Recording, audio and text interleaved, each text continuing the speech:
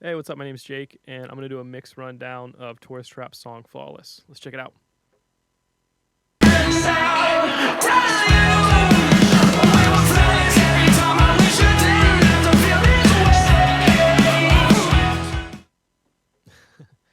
All right, cool. I'm actually kind of nervous to open up this project because I recorded this like a year ago. So let's see what we're working with here. This album was so much fun to make. We there was a lot of shenanigans that happened during this album. I think it was like a 13-day process. I ranging from just not sleeping and playing N64 with the boys at times, from putting a shot collar on Zach and shocking him because he couldn't play his parts. So we had a lot of fun, and I think that's like super important when you're making an album, because if you just make it so serious, it's awful. No one performs well when it's like work, work, work.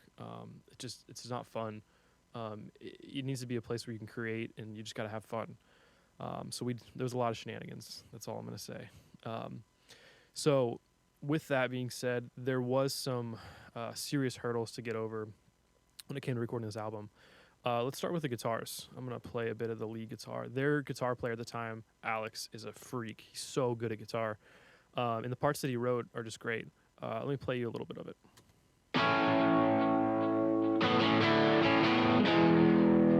Let me zoom around here, find something a little cooler.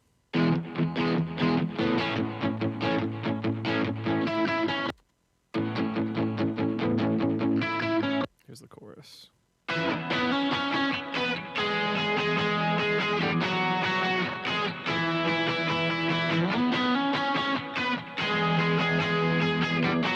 It's like super grungy and cool and just like very indie. It was awesome. Like I had such a blast.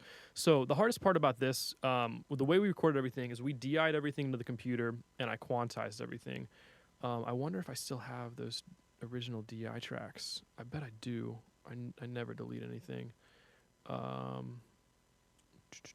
They're probably somewhere in here. But what I did is I had him DI everything and I quantized everything perfectly. So that way it's just perfectly on time. And then we reamped it and sent it out to his amp. But this was the first album that I did with the Kemper. I used the money from this album. I think it was like right under $3,000 for the album, and I bought a Kemper with it. And I was so hell bent on using the Kemper because it sounded so good. And Alex wanted to use his amp. Ultimately, I'll do whatever my client wants, but I'm going to give him my input, obviously. But so everybody wanted to use the Kemper, and he wanted to use his real amp. So what I did is I sent him the Kemper tone, and I told him that it was his real amp. And he was like, I love that. So good. Let's use that. Yeah. And then I had to tell him, like, hey, I'm sorry. I tricked you, but I did that to prove to you that, hey, the Kemper is sweet. And that was a big hurdle, but I had to explain to him, like, the reason why I did that was because, like, I care about this and I want this to sound great. It was a big thing. So I'm a bad person. That's basically what it boils down to. I'm the worst, but he ultimately liked it and he thanked me. It just, I had to go through a certain way in order to, make my point valid. And ultimately we butted heads a little bit, but I like that. The product turned out better because of it. So after I quantized it, ran him through the Kemper, I'm not doing too much. I have a left and a right for the lead guitar, and I think I have like a dotted eighth or something on the right guitar, and I'm just running it through HEQ. Around a year ago, yeah, I was super big into this plugin. I loved it. I'd never use it anymore, but it's a great plugin. I like this analog mode right here that you can saturate stuff with. It like emulates consoles, so you can get like a really cool saturated sound through this plugin. But I'm not doing much. I'm cutting out 92 hertz and I'm ducking like 3.5K, just a hair. Yeah, like the little harsh frequency. Nowadays I would use Soothe to do that, but I was just ducking that a little bit. And then I have it going to a lead bus right here, which going through this Oxy tape, the UAD. I'm a huge fan of this tape machine. I use this all the time. I still use it quite a lot. It just kind of warms stuff up and makes it kind of gritty. It's very indie. We were going for like an indie pop album. So, and then back through HEQ, that any tape emulation, it always gives you like some weird low end stuff. So I get rid of that. And then I did this time adjuster thing, stock Pro Tools plugin, and that just makes the guitar wider. So like I'll play it.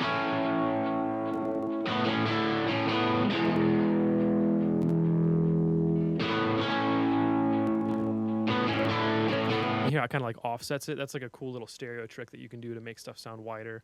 You got to be careful not to get out of phase though. And then I have this dynamic EQ through Ozone, and I bet I'm just doing high end. Yep. Just ducking some of that high end, like that ear piercing frequency. I don't want to hear that. And then I just got this EQ at the time, I think the Fab filter, and this is like this is bread and butter. Like this EQ is the best EQ I've ever used, and I use it on everything. So that's basically it for the lead guitar, but I'm super thankful that I got to work with him. Alex is the man, and I think we both grew a lot during this process. It was really cool. So nothing really crazy. It's all about getting the tone off the rip.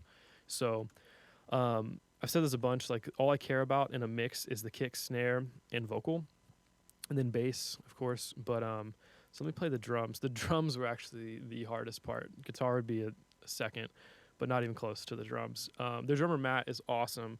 Their old drummer. He's really good. What he played was great. Just the way that he hit, we ran into some problems. Let me play the chorus for you. Play the drums.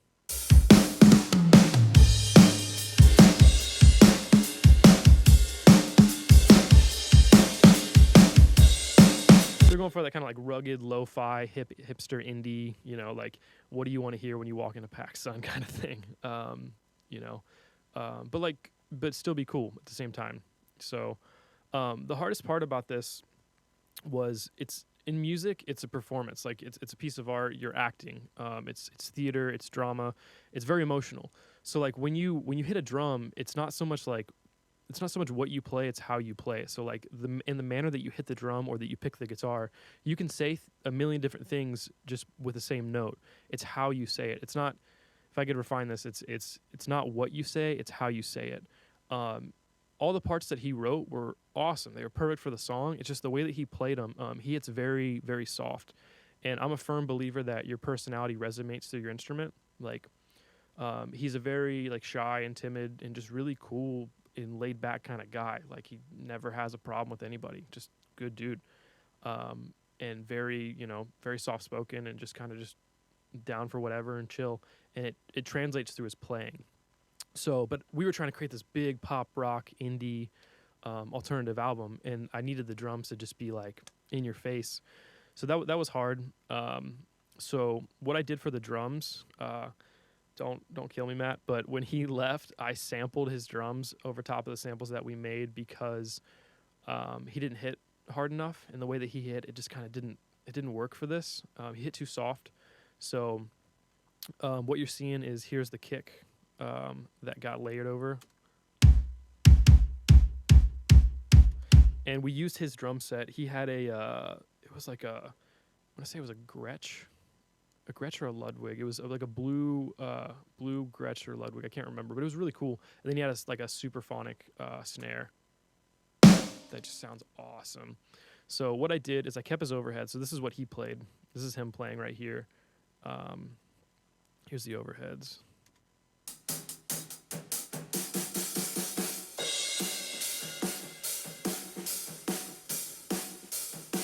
But I had to do so much stuff to make it that loud and attacky. I have them running through just a bunch of stuff.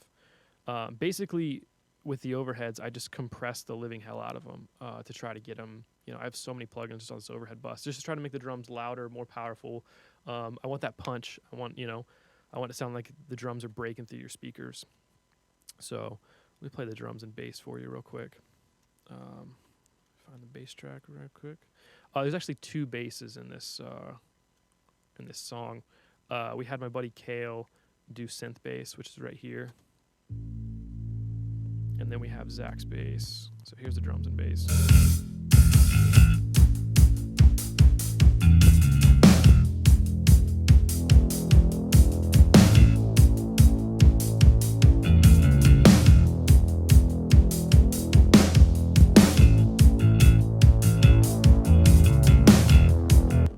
nothing real crazy. I just got this Will Putney plugin when we did this album, and I used his bass emulation, and it rips.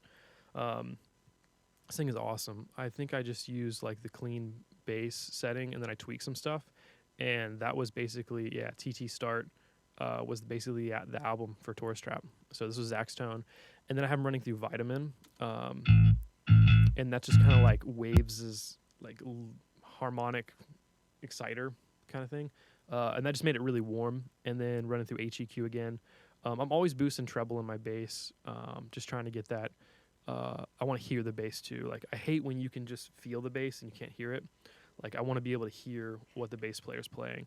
And the parts that he wrote were really cool, so I want to hear them. So let's see what else we got in this project. Man, this was so long ago. It's crazy. So Bert's guitar was pretty simple. Bert said that he wanted to take a backseat in this album. Like he didn't want to play that much guitar. He wanted to focus on vocals. So I think there's 4 guitar tracks with Bert. These are his rhythms.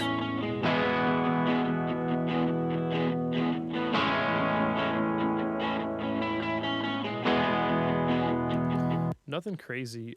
We used a Milkman Kemper profile, and he was super stoked because he wants a Milkman amp really bad. So we had to use that. And then kind of similar thing, I'm running through the Oxytape HEQ time delay. And then basically the same exact chain that I have for the lead guitar, I have for Bert, and I'm cutting out some weird frequencies.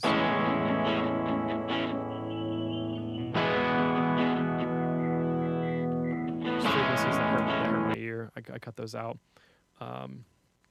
So honestly, my favorite part of this whole thing is Bert's vocals. Let me play the chorus for you real quick. Let's just dive into it.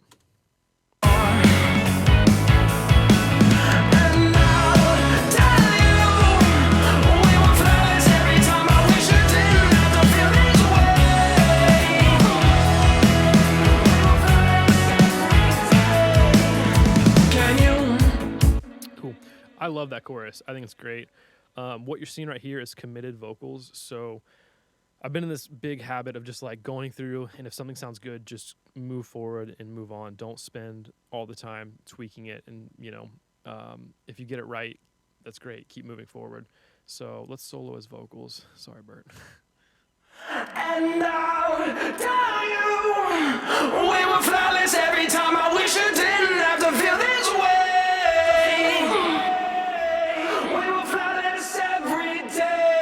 So I have this lower vocal right here. It's like the... And I'll tell you, we were flawless every time. I wish you didn't have to feel this way.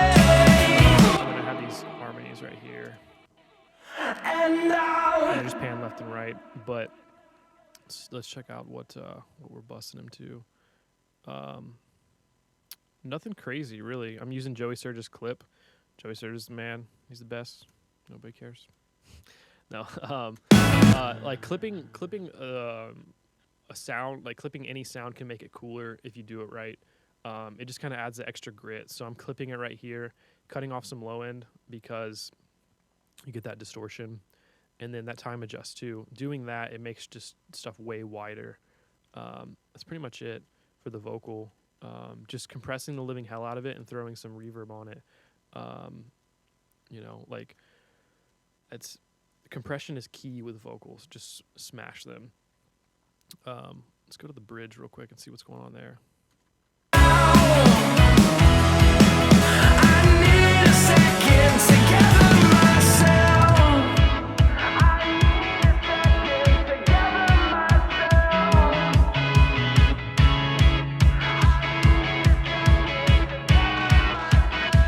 So that's kind of a cool effect. Just a radio vocal that I did. It's committed. I need a second to gather myself. Looks like I have it panned left on the first one and then panned right in the second one. I need a second to gather myself. And what I did there is basically like you can take any vocal, and with Pro Tools it's pretty sweet. I'll do it real quick. It takes 2 seconds. So let's copy that. I've already done it on this.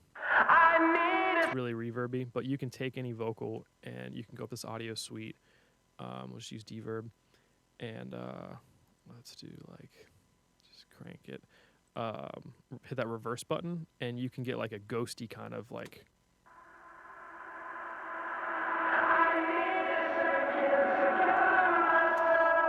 I did that just really subtly here, and that's really a really cool trick to do because it like allows vocals to sit like in the mix in a weird way. Like it can be really airy and cool.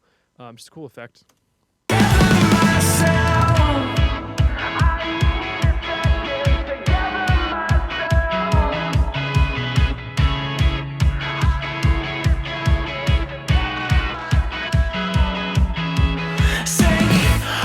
super cool. And I think the last chorus is my favorite part. But yeah, I mean, there's nothing really crazy going on here. It's all pretty simple. Just hard compression on the vocals, getting the drums to kick. Like I committed the kick and snare. They're bumping. Just going at it. The overheads I've dimed. Tambourine track, always with the tambourine.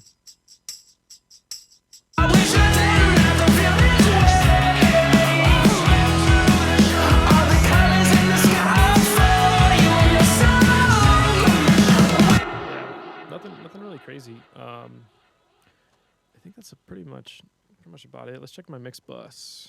Let's see what's going on there. So the Mixbus, I'm using this. Woo, that's wild. I'm using this Fab filter. This is when I first got it, so you can tell I'm getting a little crazy with it. Looks like I'm ducking some like side, some like low mid side stuff, and then it looks like I'm boosting some low. It's probably just tighten the mix up a little bit, and then this Fab filter multiband, same thing. Trying to tame that low end and make it tighter. Like I want the low end to breathe still, but I want it to be tight and clear.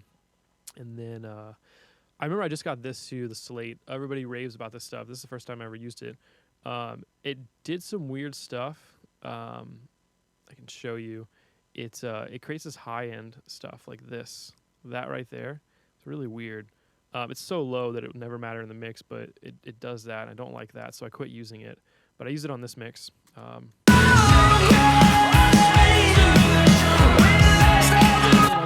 not doing much with this. It's very, very subtle stuff. Like my threshold is at like 1.7, and my gain is at 2.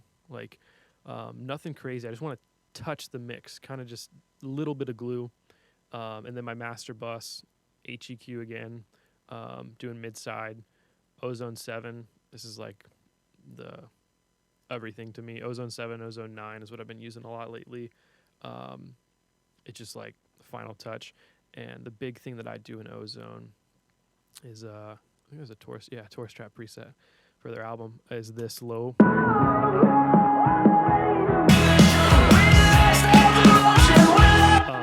That multi-band compressor is everything. Like I use that so much. I'm gonna play it with and without the multi-band compressor and show you what it does to the mix. Like this makes me sound so much better than I am. Check it out.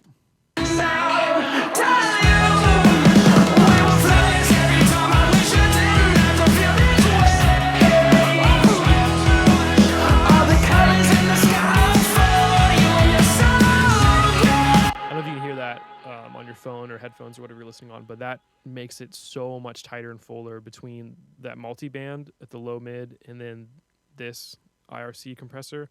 That is just like the go-to for mastering for me. It just like makes everything tighter. I usually start there, and I use this black box. They recently redid their trial stuff, but I used it on their album. This thing's really cool. I started with this like master thickness preset and kind of tweaked it, and I did the mix really low on it. Yeah, I'm at like 15%. But this is a really cool plugin. I thought about buying it after that, and then I'm just doing more mid-side because I'm crazy, and that's about it. I was really happy with the way this turned out. It was a labor of love, but nothing really crazy. Just kind of just trying to not reinvent the wheel, but just create something that's cool and something that we're proud of, and that sounds really full. And that everybody's be happy with. So thanks for watching.